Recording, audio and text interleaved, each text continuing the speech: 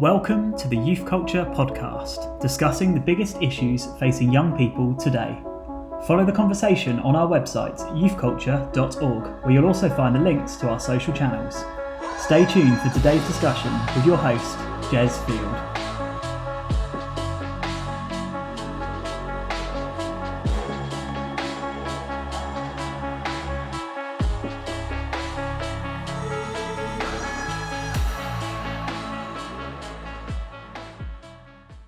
Right, well, I'm here with El Supremo Numero Uno Youth Culture Guru Ben Rowe, the legend that is, all things New Day as well, and a good friend of ours, Natalie Williams, who is an author, speaker, thinker, legend, all-round, just wonderful example of godliness. Great to have you guys. Great to see you together.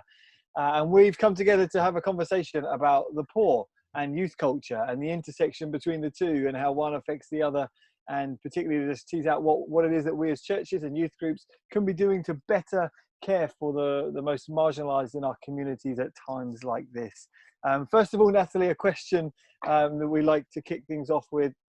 Apart from me and Ben, who has played a major role in the shaping of your life and faith, and how and why? Apart from you and Ben, gosh, I know, you're going to have to dig deep. I think, to be honest, it's mostly people that I know who've had a real hard slog through their faith. So names you'd have never heard of, but people who I know have just, like, life has been up and down or just incredibly tough and mostly down, who have, like, held on to Jesus through it all and kept pursuing him and kept doing good to other people. So I think there are big names, like people like Tim Keller. I guess his thinking has influenced mine around poverty and stuff. But actually, the people who've had the biggest impact on my faith are definitely people I actually know and you just walk a journey with. Those are the people, to be honest, give me a shout out, one of their names. One of the people in my life? Those are the people we care about, the unknown celebrities that are known in heaven and have made a big impact. Okay, well, my friend Kelly, for example, it's just been someone who's been a Christian for about 11 or 12 years, lives on an estate in Hastings, single mum, 3 kids. She, in the last few years, I think has probably influenced me more than most people, just by the way her faith is so different to mine and to most other people I know. It's so, like, if God says something to her, she just does it.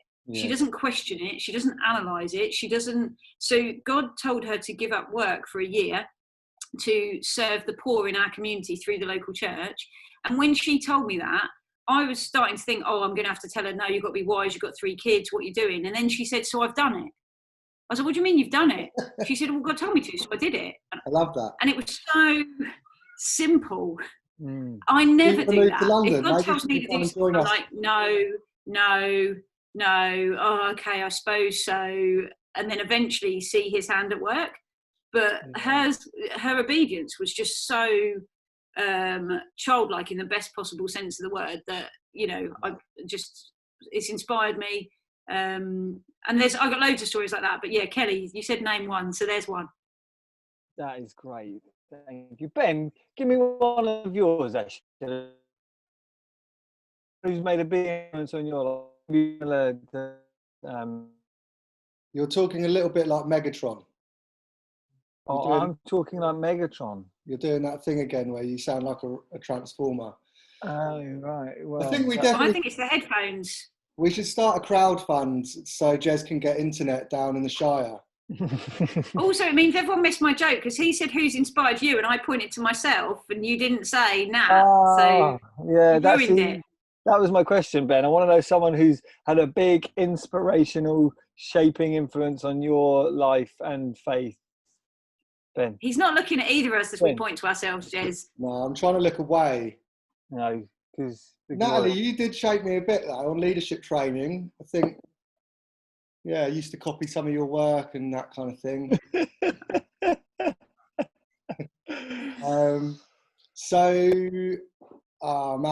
There's again, it'd be lots of people that wouldn't all be known. I think that, I mean, one of the people that shaped my life big time would have been the guy that used to lead the church that I was part of, Martin Dunsford at KCC. So he would be one of the key figures, both the guy, I mean, I've never known faith like it. It's different to what you've just explained, but actually a lot of parallels around. If God says something, we just do it.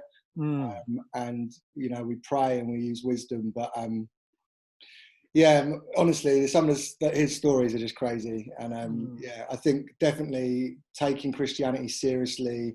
It's not just sort of like a pastime where, oh, that's nice, let's just do some nice things on weekends. But being a genuine follower of Jesus and a disciple of Jesus, I think he's definitely helped on that side of things. And it wouldn't be appropriate for me not to mention my mum at this time as well. So let's just throw that out, just in case. This is not an Oscar acceptance speech. No, hang on a second. Hang on. If she's watching, I do need to. No, well, I'm sorry. Natalie doesn't care about any of her family or friends. No. Just picked on. No, wait. No, sorry. You can't mention your mum, because then if I don't mention my mum, so my mum isn't a Christian, but my mum, I'm speaking soon on Philippians 4, rejoice in the Lord always and do not be anxious. Yeah. And I said to my mum the other day, what shall I say about do not be anxious? And she said, well, I think you should tell them that the Bible was written before anyone knew about coronavirus and lockdown. So it's a little bit silly because, of course, we're all anxious. So that's the wisdom of my mum. Yeah. There you go.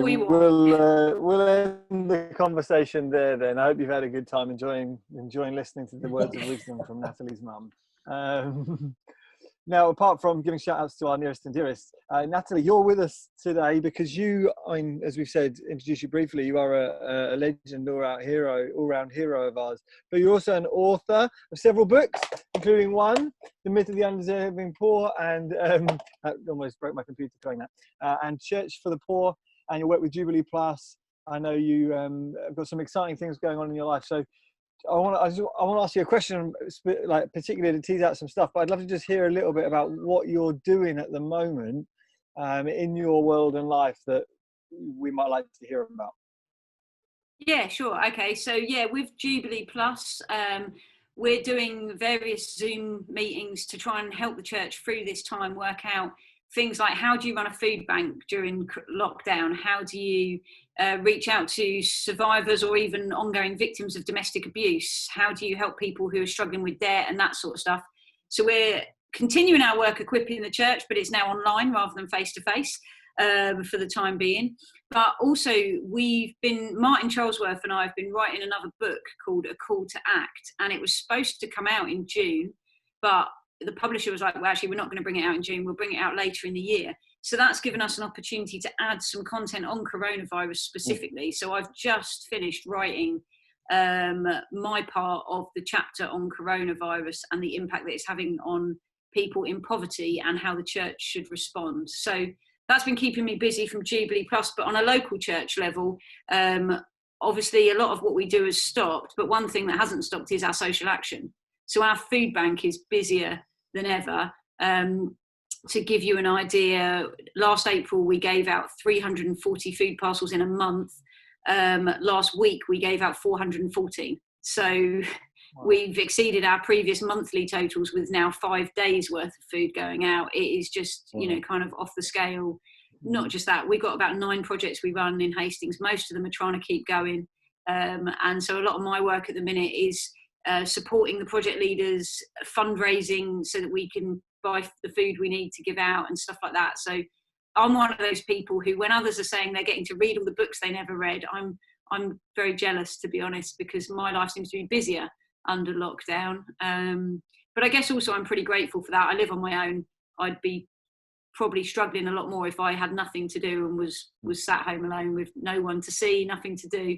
So I'm grateful to be busy, but not for the reasons that are keeping me busy, which is basically the desperate need around us at the moment. Wow. And what are some of your reflections, actually? I'd love to hear some of your comments on how churches can respond to crises, whether coronavirus or other, and some of the ways you think that it's affecting people behind the scenes or behind the headlines. Yeah, well, I think for me, for the church, this is a time to step up, not shrink back. And that's really difficult under the current circumstances. But I think mobilising the volunteers that we've got, whether that's people who can't leave the house but can pick up the phone to let people know they're thinking of them, whether it's actually those who are furloughed from work but are allowed to volunteer can actually come out, socially distanced, keeping safe of course, but actually come out, pack some food parcels, pack some Moses baskets for pregnant women, get involved in that way. People who can deliver, people who can pick up prescriptions. There's a lot actually that we can be very actively doing. And what's really striking me at the moment is that I think more than any time in my life, I feel like I'm able to love my neighbour in a very, very literal sense right now. Mm-hmm. I never kind of talk about loving your neighbour as meaning the person who lives next door, because I think there's so many ways in which it's beyond that. But actually what I'm finding now is if we can't love our literal next door neighbour at this point in time, we probably never will. So I think there is a real opportunity to step up. I think as well, it's about helping those around us to understand, one of the terms that's kind of been bandied around a lot lately is that this is the great leveller because it affects us all. I disagree with that. Yeah. I think that one way I've heard it put by the Joseph Rowntree Foundation is that we're all in the same storm, but we're not all in the same boat. And some of us, it's like we're in a big sturdy cruise ship and our comfort and convenience has been rocked massively. And maybe like the impact on us psychologically and mentally, it's had quite an impact. But actually in terms of our ability to weather it financially, a lot of us are okay with that. I've lost some of my income, so I could be focusing on that. But I've actually kept about 4/5 of my income at this time. Yeah. So it kind of, for me, it's about perspective. It's about looking globally, but even looking around my community and going, actually, there are so many people whose employers can't afford to top up their furloughed salary. And if you're only living on 80% of your salary, for some people, that is desperate. Yeah. Really, really desperate, because they were struggling to live on 100% of their salary. Yeah. Some people are getting into debt.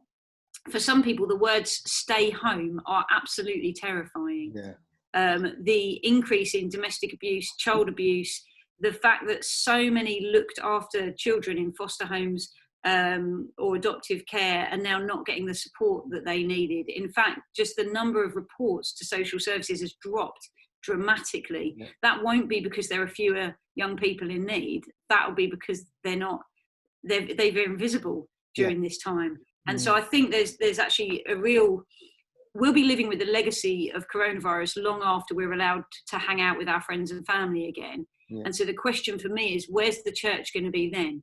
Because obviously the church will still be around. And my hope is that long after coronavirus has passed, the church will still be very active, very mobile, very engaged in tackling the needs of the poorest around us in terms of long-term support, not just short-term acute crisis support.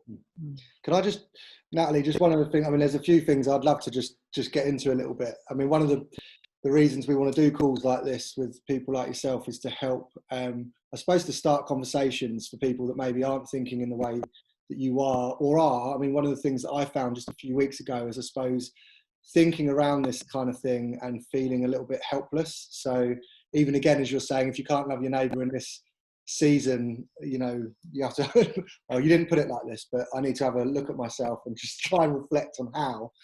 It'd be really helpful just to explore that in a bit, particularly for how we can serve young people in that way of thinking. But one of the things that you just said with regards to people losing their income is the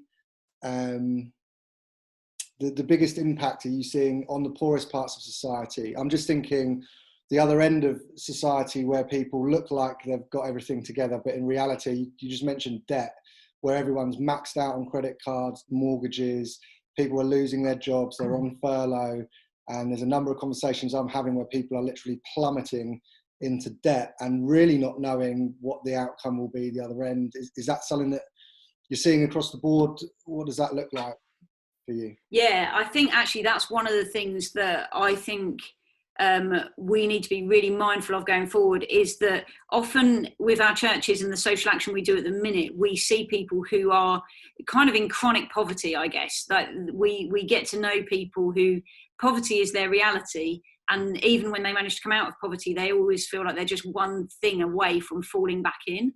What we're seeing at the moment, what I'm seeing on a local level, what it sounds like you're seeing, is people who've never experienced hardship suddenly being pushed into poverty as well.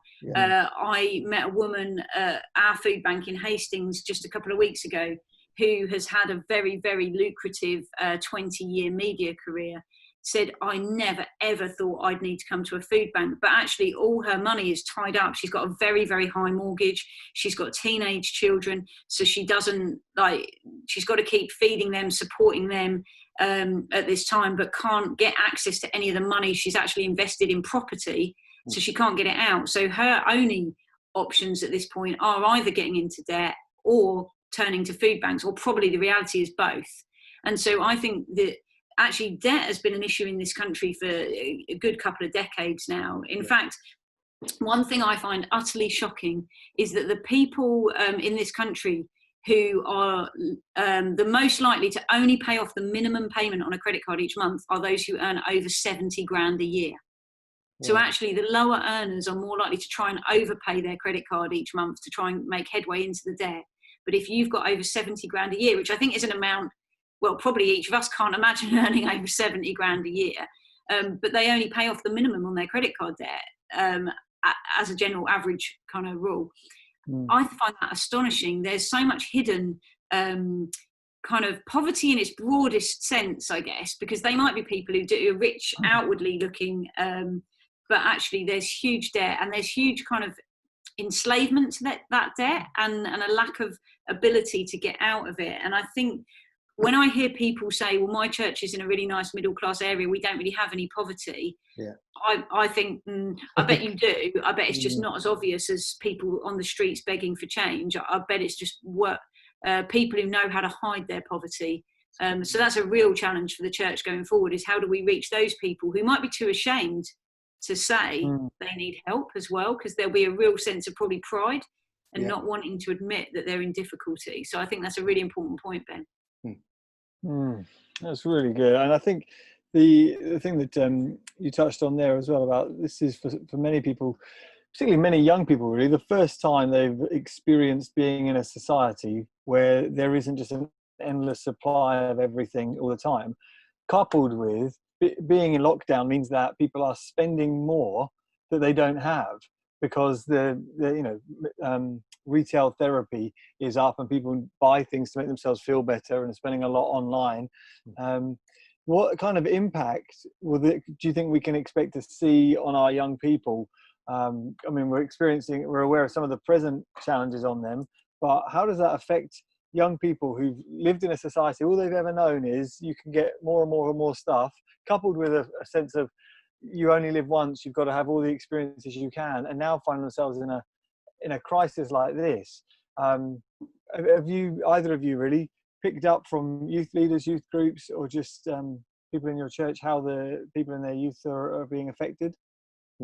I mean, I think there's the kind of really obvious worrying impact on education of young people. So, I know young people in my church who were supposed to be sitting their GCSEs or their A-levels at the moment, or are in year 10 or 12, and just have no idea what the impact of this is going to be. I think it's causing a high level of stress and anxiety about its potential impact for their whole future, because they're not sure what's going to happen to my university place this autumn. And I think we shouldn't underestimate the psychological impact on young people, but to be honest, on all of us. I think afterwards, one of the things we're going to have to unpick is the psychological impact of suddenly having something happen that so derails your daily life and that you have no control over, no ability to process. I think it'd be interesting to see how it impacts on authority as an issue for, again, probably all of us, but young people specifically. I was out for a run the other day and ran past our local skate park and saw about 25 young people just hanging out together. I think that element of actually it's more important to spend time with my community, my group, my tribe, if you like, than it is to observe the rules of social distancing. I think there's pros and cons to that. I think it tells us something about the value of community to young people that's really precious, but obviously it also tells us something about the attitude to the importance of doing what we're told by authority figures and whether we trust them or not. I think a possible potential good impact is that I think, again, for all of us and I wonder specifically how this relates to young people, is I think it is causing all of us to realise that some things we thought were essential actually aren't to our lives. Yeah. Some things that we've got in the habit of, actually, some of us, there are things that we're now appreciating that we're not having to do at the moment, or not having to engage with or interact with. Some of the things about life that we've got into the habit of doing that we don't need, and maybe even one of those things being what we buy and what we spend our money on. Because you're talking about people spending more than before. For me, I'm spending much less. Because I'm not going, I can't go out for dinner, I can't go to the cinema. You're not going out, are you? Sorry? You're not going out? I'm not going out. I mean, I'm way beyond going out, truth be told. But even petrol, for example. You brushed your hair for us today, which is special. I did wash my hair for you today. That is true. But I think even we saw it with the initial panic buying. The things that flew off the shelves was toilet roll. It wasn't Easter eggs. Easter eggs were you could go in and buy them for 50p afterwards because no one wanted Easter eggs. I mean, personally, I do think chocolate is essential. But I think it genuinely has caused. It's an opportunity for us all to evaluate what is really important to us. Even if just asking, what am I missing? What I'm missing is people in my life. It's not. I'm not really missing the opportunity to go.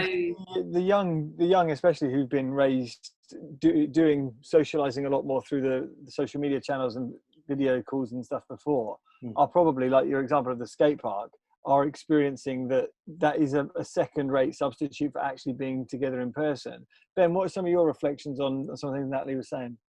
Yeah, no, I was going to say exactly the same. I think the reevaluation of just what's important to us in every sense of the word, like just the whole part of just how we individually do life. Like, so as a family unit, we're just doing things so radically different. And like you say, Natalie, where we spend money, what we spend money on, I think it's forced us to reevaluate in a good way, to be honest. I wonder how much youth culture will be aware of that. And I think that's one of the factors that we could pull out of this even, is to say, look, one of the things that's really helpful is not just how do we survive the season? How do we survive COVID and come out the other side? And then what? It's, and I know everyone's talking about this, what can we can learn, but I think helping young people really see the lack of value in so much of where time and money was spent. I think it's happening. I think actually a lot of the feedback we're getting from youth workers, both inside and outside of New Frontiers, would be that there seems to be an increased hunger for young people to engage with online discipleship, God's word. Getting young people to read the Bible's become easier. It's not actually becoming harder. And that, on the one hand, I'm like, that's good, because there's a group in terms of some of our churches that may well be going deeper. I suppose the alarm bells for me go, well, what's the flip side of that? So what's the dark side of that in terms of people that aren't connected with community? Some of the home life that you talked about, Natalie, has been on my mind a lot. I sort of was thinking at the beginning of all of this, what would it mean if I was a 15-year-old lad to go into lockdown? And I think that we just have to be aware that there's multiple parts of society that it's not just one answer fits all, is it? And we need to just be mindful of that. I think one thing I would just say though as well is, so I walked into our food bank warehouse on Monday, and there were 5 teenagers from our youth group running the warehouse for us. They were running it. They weren't just serving in it. The 5 of them, I was asking them, where's this? Can I do this? You know, and that's kind of GCSE A-level students who obviously can't be in school at the moment, can't be in college or whatever, who haven't kind of sat at home and worried about it necessarily. I'm sure they are worried about it, but have actually said, how can I get involved? What can I do that's going to help other people? And, you know, going back to your initial question, Jez, who impacts my faith and who kind of inspires me? It's seeing, you know, a 16-year-old running a warehouse to get food out to those in need. I mean, that is faith in action. I wouldn't have been doing it at that age. And so for me, I'm like, this is something I've come to as I've got older. It's been more of a conviction.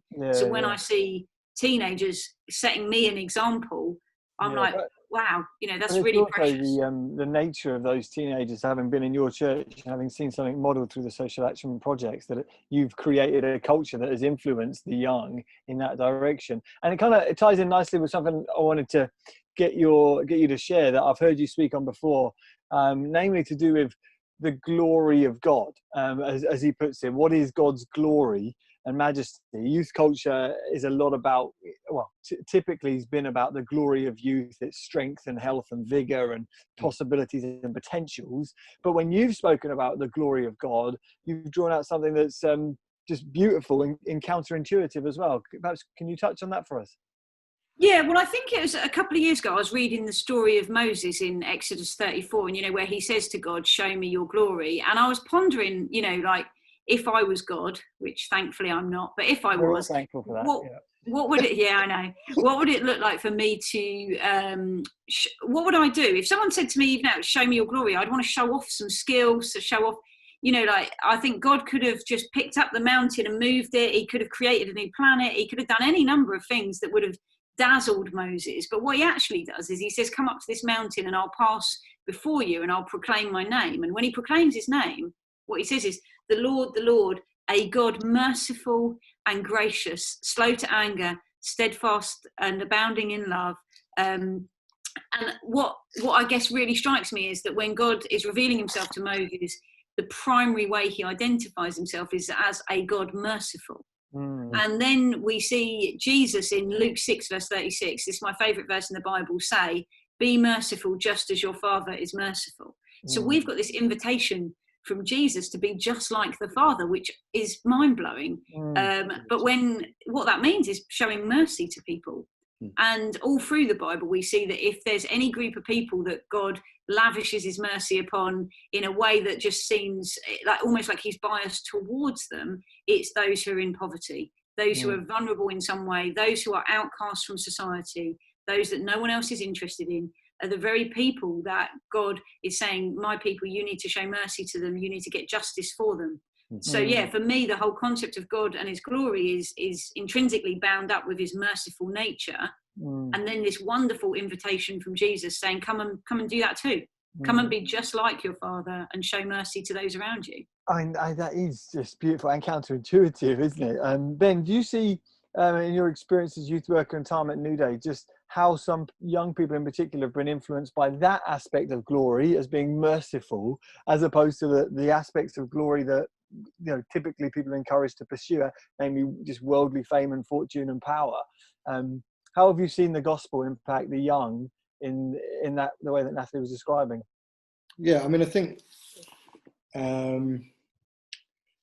in terms of some of the ways I've seen it, I think young people are one of the things you always see time and time again is genuine willingness. So it might take a little bit of time to get the engine started and to get the fires going. But I think, so for example, when we used to go out on the streets at New Day, we used to take thousands, you know, we'd be gathering thousands to an event and thousands would be happy to jump on buses and go all across Norfolk, painting fences, telling people about Jesus, serving. The council would just give us a list of things that needed doing and we'd get out and get to it. And I tell you what, you never, or very rarely, you didn't see buses coming back where the kids were sort of getting off, you know, you sort of expect them to get off knackered and I've just done a hard day's work. They'd be coming back and they would be the most lively characters on the whole site. They'd be coming back having given out. And I think there was definitely something in that. And there is a desire for young people to see the world be changed and impacted and a better place. I think it's just channeling and helping them focus on ways that they can do that and the maturity of what that means, who ultimately is responsible for that. And it's a merciful God. Like you say, Natalie, it's great the way you're saying that we get to play our part and Jesus invites us in to be like him.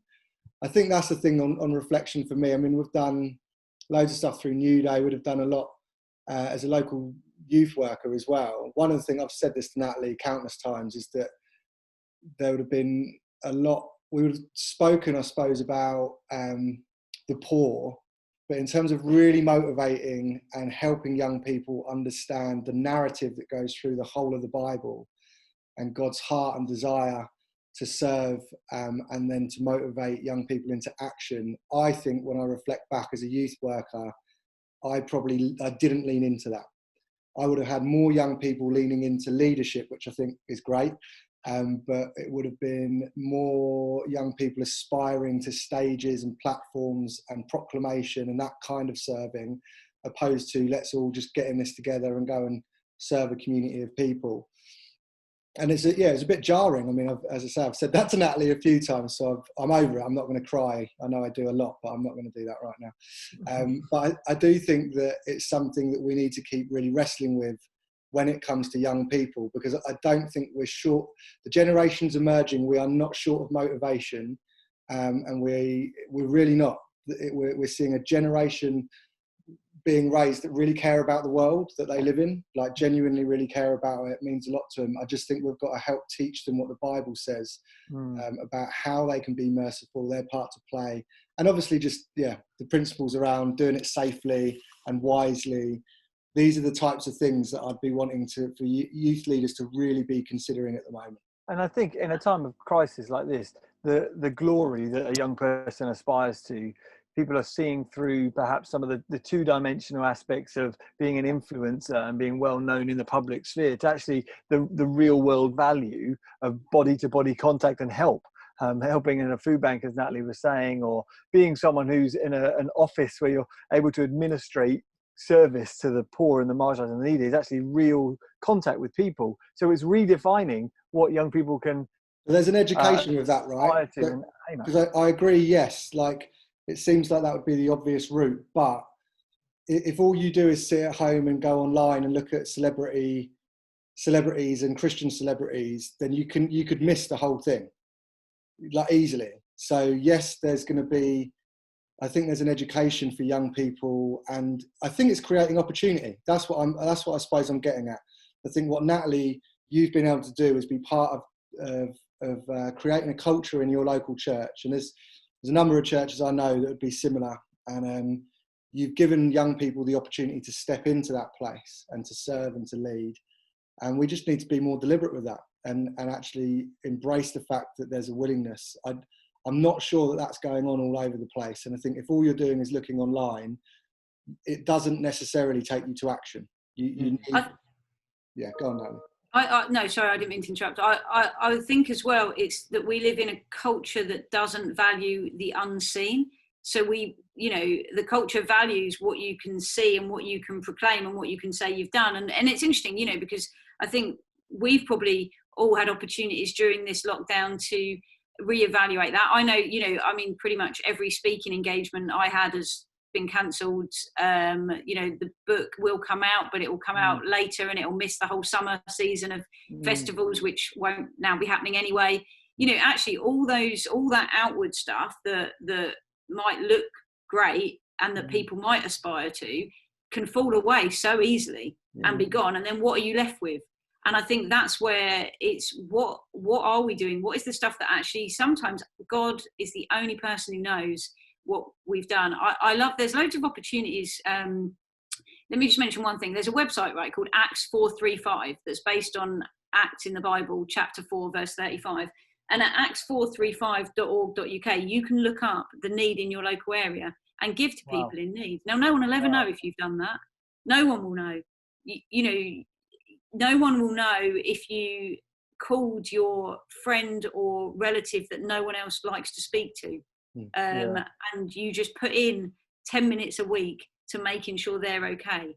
No one will know you've done that except that person. And I think this is a time where actually we have an opportunity as those who maybe lead youth groups or have any sort of leadership or responsibility to just once again promote the value of the unseen and the fact that that's what God cares about. Yes. God isn't, I think God is far more concerned about, in this crisis, am I personally doing anything to help those in need around me than he is about whether I've got a speaking engagement or a book coming out, or that stuff is so secondary. That's so good. And it gets again right to the heart of the gospel. We worship a God who became visible in order that he might then retreat into the depths of the earth and die in an unseen place, in an unseen way, in an unmarked grave. so that he could bring many sons to glory. And as you said, this has given us plenty of opportunity to embrace that aspect of things. Natalie, we've used up our time. You've shared some amazing nuggets of gold and wisdom. That website was acts35.org, is that right? acts435.org.uk. Brilliant. Thank you so much. So good to see you and to have this conversation together. Thanks very much.